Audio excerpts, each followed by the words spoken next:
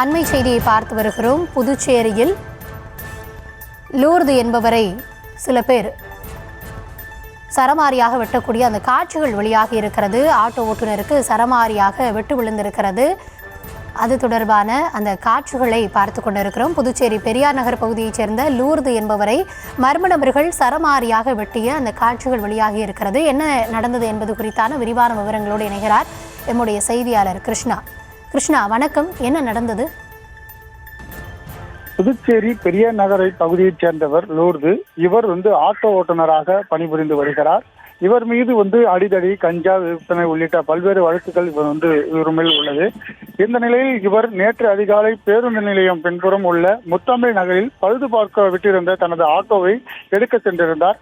அப்போது அவரை பின்தொடர்ந்து வந்த இரு மர்ம நபர்கள் அவரை சுற்றி வளைத்து அரிவாளால் சரமாரியாக வெட்டிவிட்டு தப்பி சென்றனர். இதில் ரத்த வெள்ளத்தில் சரிந்த லூர்து அங்கிருந்தவர்கள் மீட்டு அரசு மருத்துவமனைக்கு அனுமதிக்கப்பட்டனர். அவருக்கு 8 இடங்களில் கத்திக்குத்து காயங்கள் இருப்பதன் காரணமாக தீவிர சிகிச்சை பிரிவில் அனுமதிக்கப்பட்டு தற்போது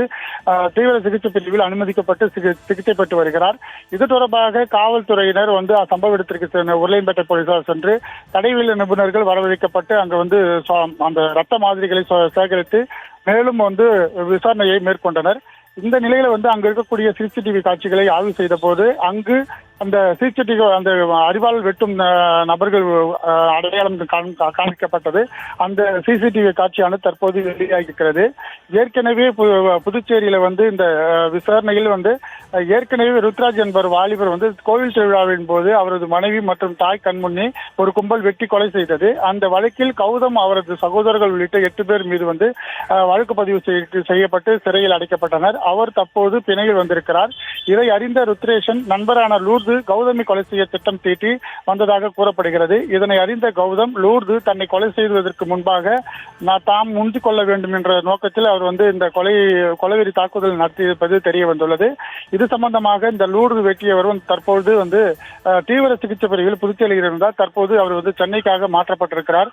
இது குறித்து அந்த காவல்துறையினும் தீவிர விசாரணை மேற்கொண்டு வருகிறார். இந்த தலைமுறையாக இருக்கக்கூடிய குற்றவாளிகளும் தேடி வருகிறார்கள். மேலும் இது சம்பந்தமான அந்த சிசிடிவி காட்சி தற்போது வெளியாகி பரபரப்பை ஏற்படுத்தியிருக்கிறது.